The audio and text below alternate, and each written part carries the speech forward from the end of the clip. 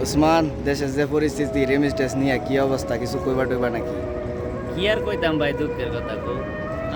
আমরা প্রবাসীদের ভাই কোনো আছে? আমরা কিছু নাই ভাই, দুনিয়াতে কিছু ওই দিন দিছে নেট বন্ধ করে, মা বাপ ভাই বোন তারা লগে কোনো যোগাযোগ করতে পারছি না।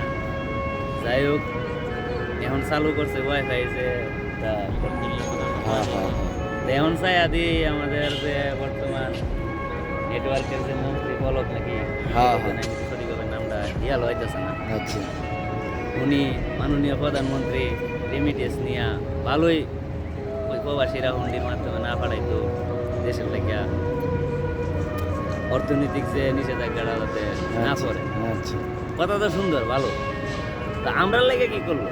আমরা তো রেমিটেন্স দিতে, তাই না? এটাই তো কথা। আমরা লেগে কি করবো?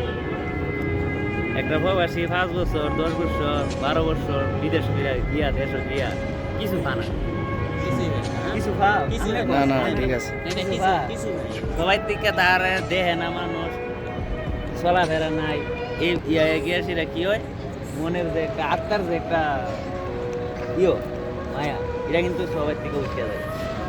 তো মানে আমরার কথা হইছে ছাত্ররা আন্দোলন করলো, 93% রাখলো, মুক্তিযোদ্ধার লেগে 5%, প্রতিবন্ধীদের লেগে 1%, অন্যান্য 1%।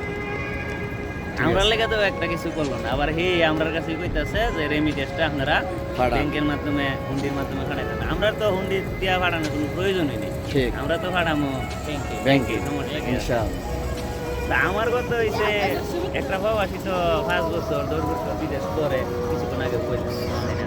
ঠিক তো সরকারে কিন্তু এরকম একটা উদ্যোগ নেওয়া দরকার যে বৈধভাবে যারা বিদেশ গেছে বা অবৈধ যারা আছে তারা তো বাংলাদেশে সবাই এই দেশে। বাংলাদেশে ঠিক ঠিক তো 5 বছর 10 বছর বিদেশ করে গেলে যেমন দেখা গেছে সরকারি চাকরি, যে কোনো সরকারি 30 বছর হয়ে গেলে একটা বা কত বছর এটা করি তো আমি বলতে পারতেছি না, একটা পেনশন।